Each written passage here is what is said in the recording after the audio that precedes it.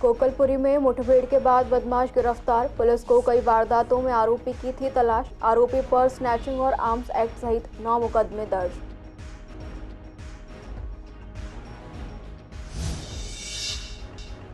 रात के सन्नाटे में गीता कॉलोनी की झुग्गियों में लगी भीषण आग। कई झोपड़ियां और गोदामों में रखा सामान जलकर हुआ खाक।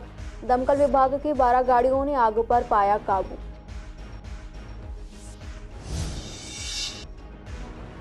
पूर्वी दिल्ली में कुत्तों की बढ़ती संख्या से लोग परेशान। रेबीज के इंजेक्शन की कमी से बढ़ा खतरा। सरकार के दावों के बावजूद कुत्तों की संख्या में नहीं हुई कोई कमी।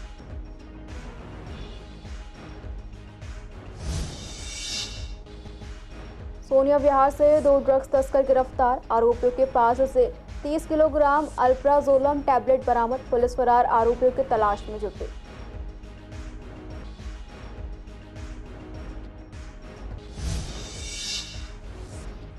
राजनीतिक पोस्टर्स ने बिगाड़ी पूर्वी दिल्ली की खूबसूरती। प्रीति विहार और लक्ष्मी नगर में मेट्रो पिलर्स पर लगे हैं पोस्टर्स। नगर निगम को इस ओर ध्यान देने की सख्त जरूरत।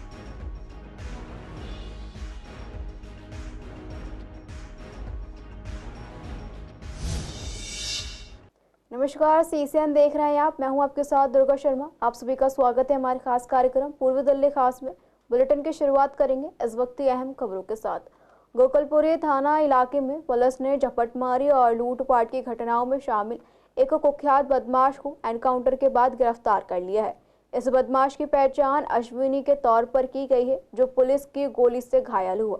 आरोपी के पास से एक देसी कट्टा और 2 फायर किए गए राउंड और एक लोडेड राउंड बरामद हुआ है। मिली जानकारी के मुताबिक पुलिस को सूचना मिली थी कि अश्विनी, जो पहले से कई आपराधिक गतिविधियों में शामिल रहा है, गोकलपुरी डीडीए के पास आने वाला है। पुलिस टीम ने तत्परता दिखाते हुए एसएचओ गोकलपुरी प्रवीण कुमार के नेतृत्व में कार्रवाई शुरू की और उसे गोकलपुरी डीडीए पार्क के पास से घेर लिया। पुलिस ने बदमाश को रोकने का इशारा किया, लेकिन अश्विन ने भागने की कोशिश करते हुए पुलिस टीम पर फायरिंग शुरू कर दी।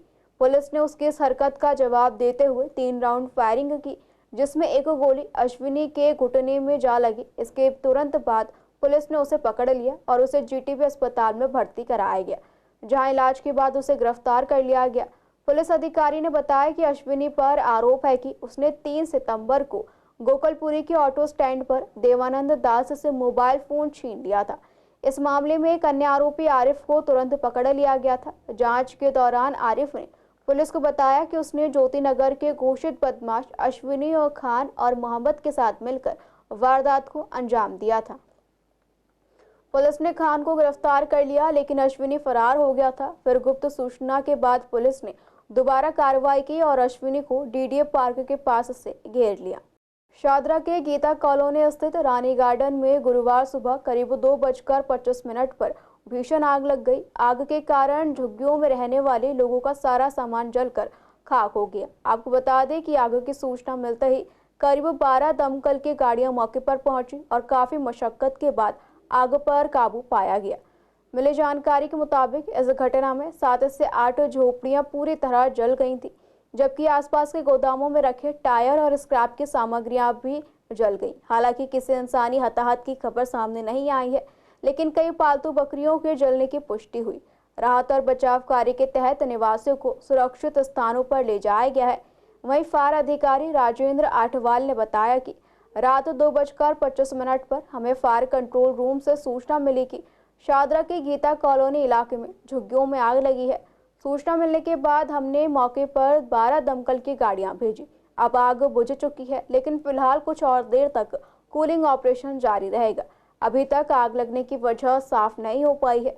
पुलिस और दमकल विभाग मामले की जांच कर रहे हैं। आग के कारण हुए बड़े नुकसान के बाद प्रभावित लोग सरकार से मदद की उम्मीद कर रहे हैं। बता दें कि यह घटना गीता कॉलोनी के निवासियों के लिए एक बड़ा झटका है, क्योंकि उनके पास जो कुछ भी था वो सब जल चुका है। स्थानीय प्रशासन राहत कार्यों में जुटा हुआ है और प्रभावित लोगों को हर संभव मदद देने का प्रयास कर रहा है।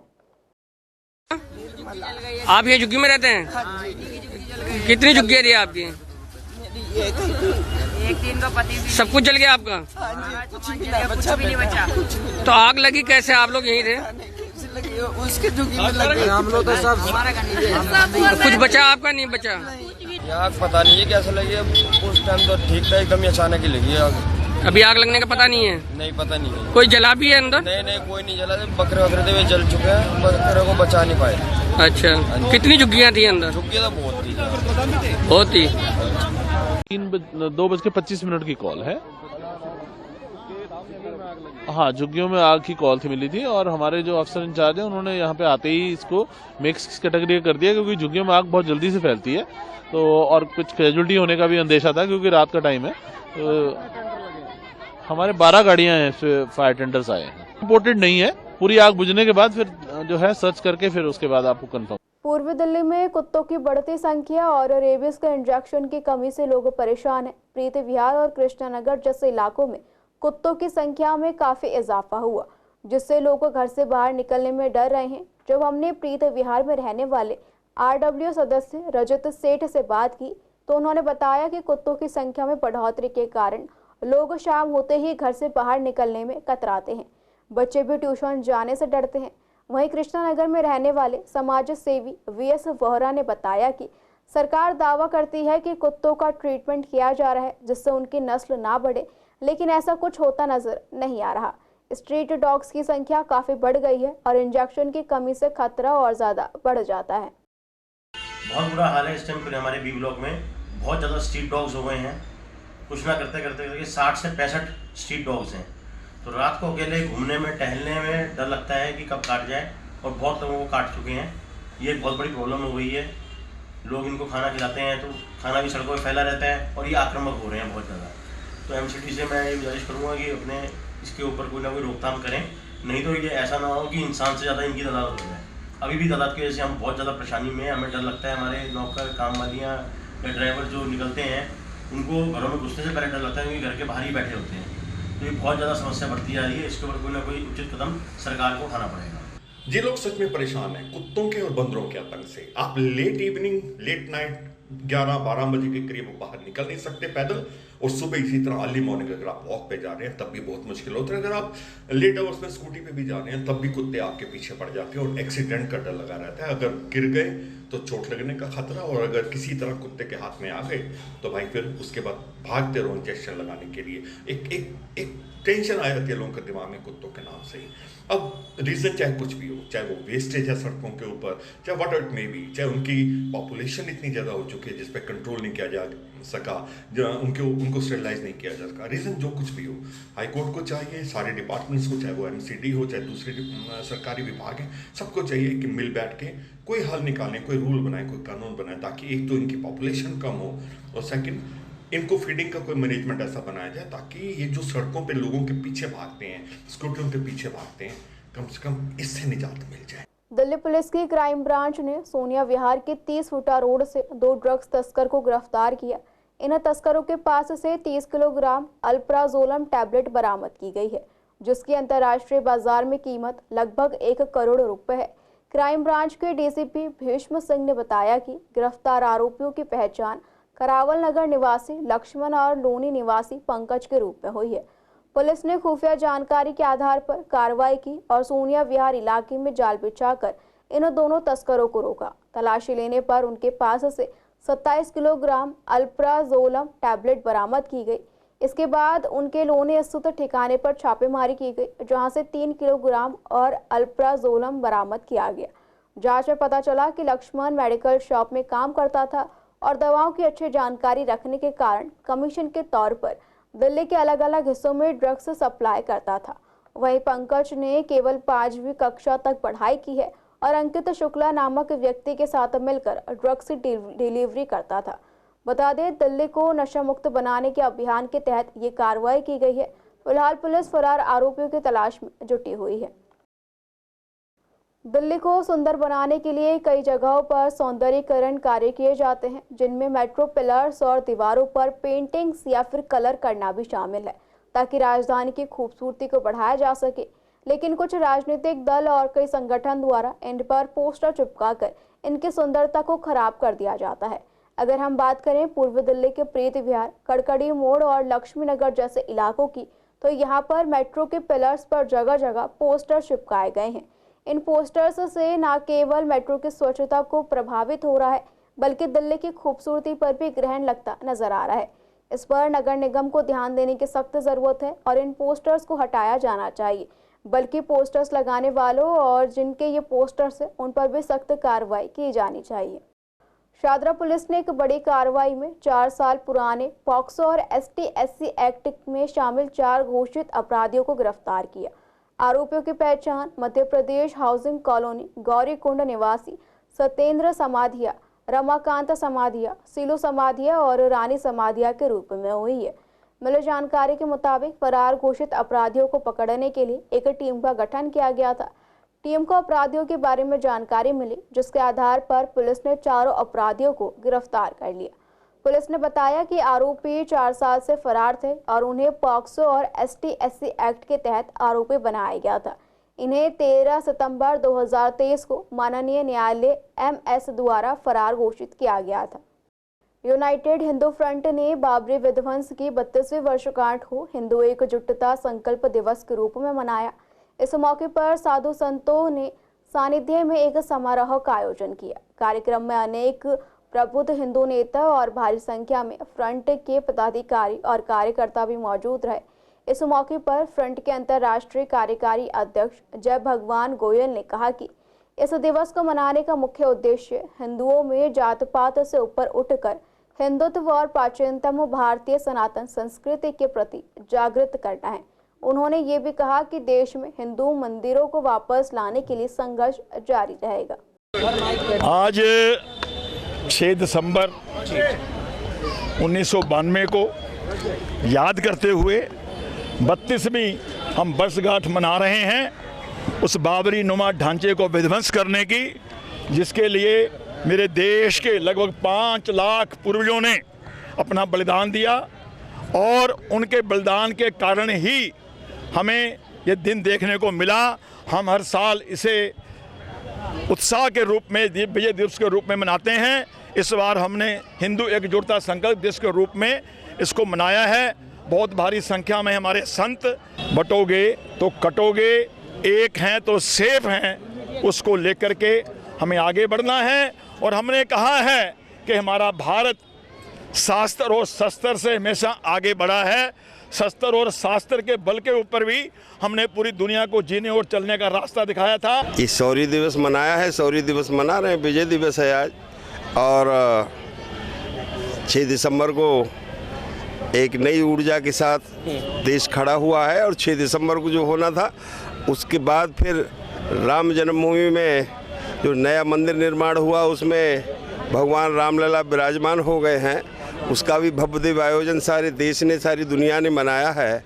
और उसके लिए मैं राम जन्मभूमि जो समिति है मंदिर की, उनको बहुत बहुत बधाई, धन्यवाद, उनको नमन वंदन करता हूं और सारे हिंदू समाज की ओर से उनको सबको बधाई, शुभकामनाएं देता हूं। 6 दिसंबर 1992 को हमारा संगठन हर वर्ष विजय दिवस के रूप में मनाता है। भारतवर्ष में 6 दिसंबर हिंदू की आवाज उठ रही है, हिंदू हित रक्षक। लेकिन मेरे ख्याल से सबसे पहले आवाज जय भगवान गोयल जी की ओर से उठी। उन्होंने इसलिए कहा और उन्होंने सर्वप्रथम बाबरी विध्वंस की जिम्मेवारी ऐसे सीधे भगवान गोयल जी का सदैव अभिनंदन, उनके दीर्घायुष्य की कामना, बहुत ही धूमधाम से मनाते हैं ताकि हर देशवासी को, हर हिंदू को ये याद रहना चाहिए कि हमारा वो विजय दिवस है। और जो आज हिंदुओं की तरफ आंख उठा के देते हैं उन्हें भी याद रहना चाहिए कि जब हिंदू उठता है तो क्या कर सकता है।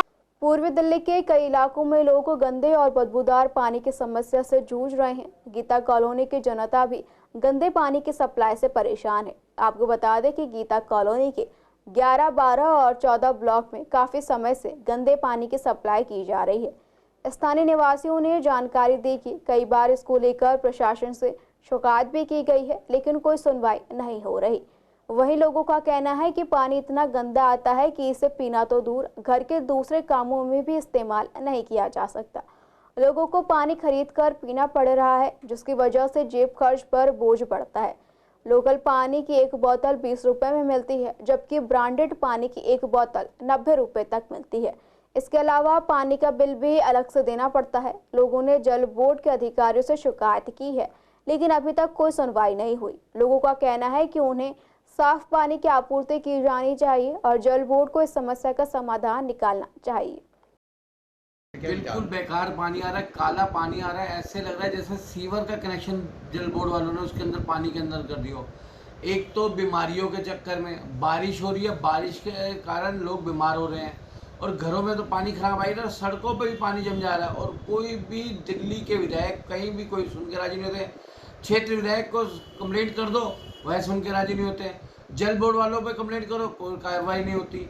मुझे तो समझ नहीं आती। दिल्ली के मुख्यमंत्री ने कहा था दिल्ली को स्वच्छ पानी देंगे, आज पानी तो नहीं दे रहे, पानी की बजाय गंदा पानी, बदबू वाला पानी दे रहे हैं। पानी का कितने टाइम से ही समस्या चल रही है, कितने साल से ही चल रही है। गंदा पानी आता है, बदबूदार आता है और कई बार ऐसे आता है जैसे बिल्कुल ही किसी तालाब से पानी को लाकर और डायरेक्ट घरों के अंदर कर दिया जाए। दुनिया बीमार हो रही है, किसी को टाइफाइड, किसी को निमोनिया, किसी को हैजा, इस तरह से बीमारियां इससे फैल रही हैं। आपको उसको देखने को मन नहीं करना, पीने का तो बड़ी दूर की बात है। और कितनी बार सारे लोग यहाँ समस्या को लेकर आंदोलन कर बैठे हैं, सब जगह दे चुके हैं, लेकिन उसके बाद भी कोई सुनवाई नहीं होती। पानी का त्यों समस्या है और लोगों को बड़ी परेशानी है। दुनिया को बोतलें बाहर से लेकर पैसे अपनी जेब से भरकर, जो कहा था केजरीवाल ने स्वच्छ पानी दिल्ली को सप्लाई करेंगे, घर घर में पानी देंगे, फ्री देंगे। फ्री क्या, आप तो पानी जो है मतलब नहाने लायक भी नहीं है, पीने लायक तो दूर की बात है। 2 महीने हो गए, पानी इतना गंदा आ रहा है ना कि पीने के बाद घर में सारे बीमार पड़े हुए हैं। 2 बार टंकी साफ़ करा दी है, फिल्टर साफ़ करा दिए हैं, उसके बाद भी गंदा पानी है। शादरा उत्तरी जोन में अतिक्रमण के खिलाफ कार्रवाई की गई। आपको बता दें कि स्थानीय लोगों की शिकायतों को देखते हुए अतिक्रमण के खिलाफ कार्रवाई की गई। शादरा नॉर्थ जोन के उपायुक्त कर्नल विनोद अत्री के मार्गदर्शन में MCD general branch Shahdara north zone ने आरपी सेल, स्वास्थ्य विभाग, जेई मेंटेनेंस और दिल्ली पुलिस के साथ मिलकर ward number 232 C block Yamuna Vihar और वार्ड नंबर 237 हर्ष विहार रविवार बाजार से अस्थायी अतिक्रमण हटाया। इस इलाके में दोबारा अतिक्रमण ना हो, इसके लिए संबंधित लाइसेंसिंग अधिकारी और पुलिस को सख्त निर्देश दिए गए हैं। फिलहाल पूर्वी दिल्ली खास में इतना ही। खबरों के लिए बने रहिए CCN लाइव के साथ।